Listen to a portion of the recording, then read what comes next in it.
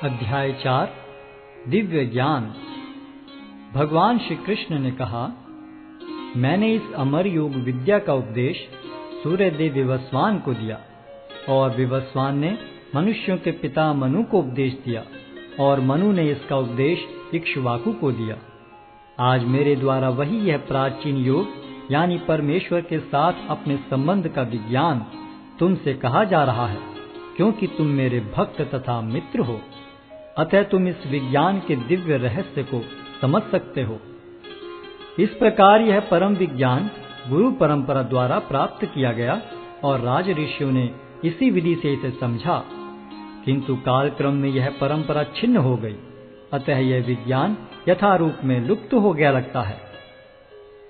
अर्जुन ने कहा, सूर्यदेव विवस्वान आपसे पहले हो चुके हैं, तो फिर मैं कैसे समझूं कि प्रारंभ में भी आपने उन्हें इस विद्या का उपदेश दिया था। श्री भगवान ने कहा, तुम्हारे तथा मेरे अनेकानेक जन्म हो चुके हैं। मुझे तो उन सब का स्मरण है, किंतु हे परंतप, तुम्हें उनका स्मरण नहीं रह सकता है। यद्यपि मैं अजन्मा तथा अविनाशी हूँ और यद्यपि मैं समस्त जीवों का स्वामी हूँ, तो भी प्रत्येक युग में मैं अपने आदि दिव्य रूप में प्रकट होता हूँ। हे भरतवंशी, जब भी और जहां भी धर्म का पतन होता है और अधर्म की प्रधानता होने लगती है, तब तब मैं अवतार लेता हूं। भक्तों का उद्धार करने, दुष्टों का विनाश करने तथा धर्म की फिर से स्थापना करने के लिए मैं हर युग में प्रकट होता हूं। हे अर्जुन, जो मेरे आविर्भाव तथा कर्मों की दिव्य प्रकृति को जानता है, वह इस शरीर को छोड़ने पर इस भौतिक संसार में पुनः जन्म नहीं लेता, अपितु मेरे सनातन धाम को प्राप्त होता है। आसक्ति, भय तथा क्रोध से मुक्त होकर मुझ में पूर्णतया तन्मय होकर और मेरी शरण में आकर बहुत से व्यक्ति भूतकाल में मेरे ज्ञान से पवित्र हो चुके हैं।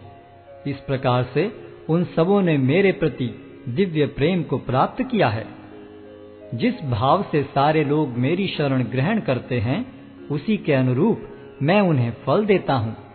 हे पार्थ, प्रत्येक व्यक्ति सभी प्रकार से मेरे पथ का अनुगमन करता है। इस संसार में मनुष्य सकाम कर्मों में सिद्धि चाहते हैं, फलस्वरूप वे देवताओं की पूजा करते हैं। निस्संदेह संसार में मनुष्य को सकाम कर्म का फल शीघ्र प्राप्त होता है। प्रकृति के तीनों गुणों और उनसे संबद्ध कर्म के अनुसार मेरे द्वारा मानव समाज के 4 विभाग रचे गए। यद्यपि मैं इस व्यवस्था का सृष्टा हूँ, किंतु तुम यह जान लो कि मैं इतने पर भी अव्यय अकर्ता हूँ। मुझ पर किसी कर्म का प्रभाव नहीं पड़ता, न ही मैं कर्म फल की कामना करता हूँ।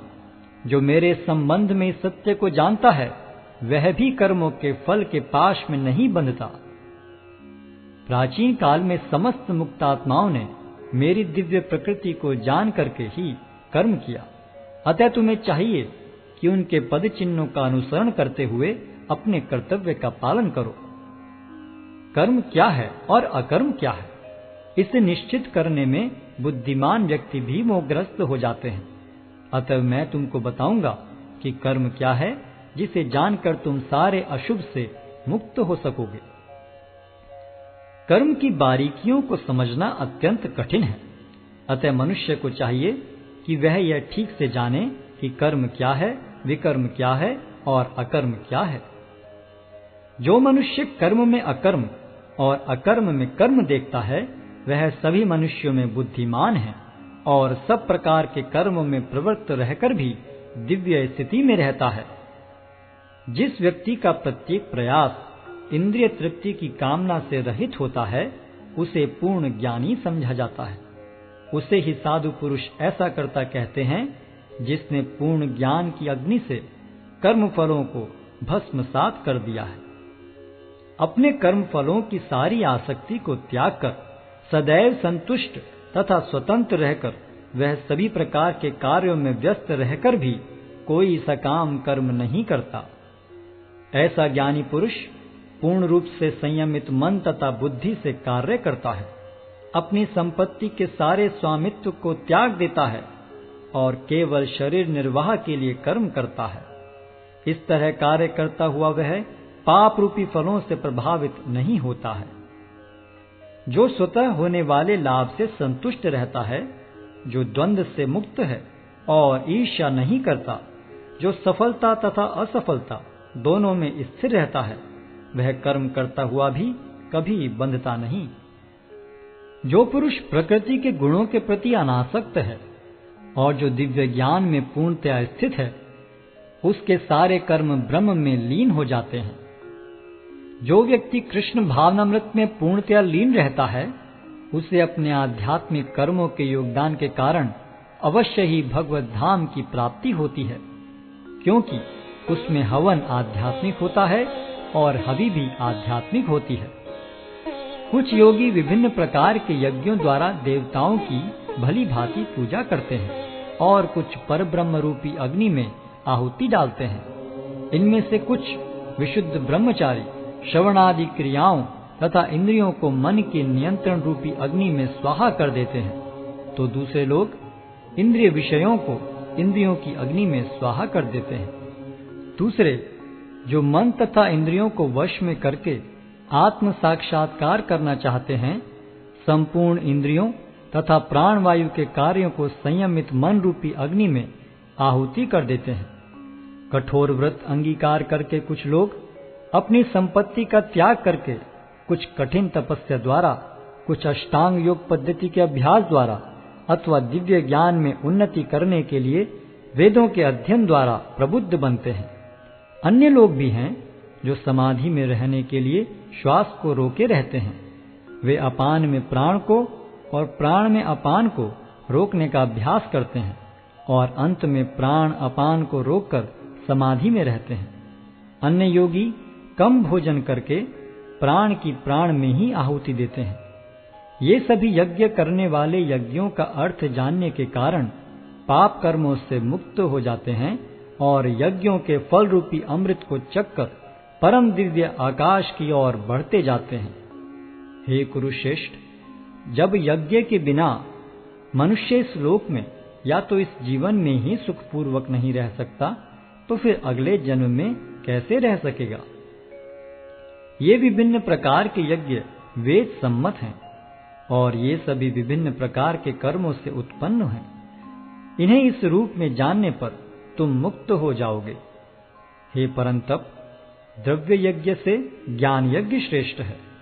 हे पार्थ, अंततो गत्वा सारे कर्म यज्ञों का अवसान दिव्य ज्ञान में होता है। तुम गुरु के पास जाकर सत्य को जानने का प्रयास करो, उनसे विनीत होकर जिज्ञासा करो और उनकी सेवा करो। स्वरूप सिद्ध व्यक्ति तुम्हें ज्ञान प्रदान कर सकते हैं, क्योंकि उन्होंने सत्य का दर्शन किया है। स्वरूप सिद्ध व्यक्ति से वास्तविक ज्ञान प्राप्त कर चुकने पर तुम पुनः कभी ऐसे मोह को प्राप्त नहीं होगे, क्योंकि इस ज्ञान के द्वारा तुम देख सकोगे कि सभी जीव परमात्मा के अंश स्वरूप हैं, अर्थात वे सब मेरे हैं।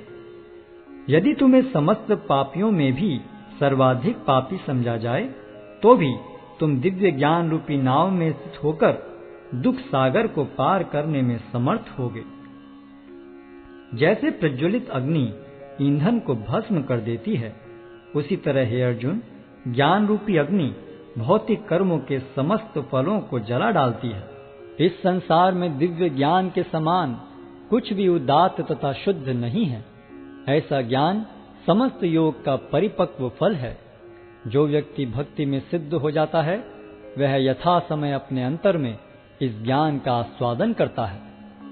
जो श्रद्धालु दिव्य ज्ञान में समर्पित हैं और जिसने इंद्रियों को वश में कर लिया है, वह इस ज्ञान को प्राप्त करने का अधिकारी है और इसे प्राप्त करते ही वह तुरंत आध्यात्मिक शांति को प्राप्त होता है। किंतु जो अज्ञानी तथा श्रद्धा विहीन व्यक्ति शास्त्रों में संदेह करते हैं, वे भगवत भावनामृत नहीं प्राप्त करते, अपितु नीचे गिर जाते हैं।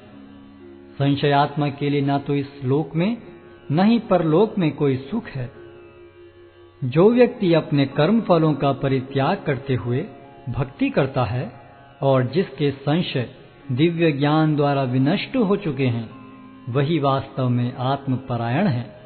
हे धनंजय, वह कर्मों के बंधन से नहीं बंधता।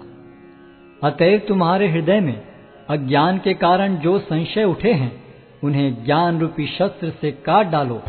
हे भारत, तुम योग से समन्वित होकर खड़े हो और युद्ध करो।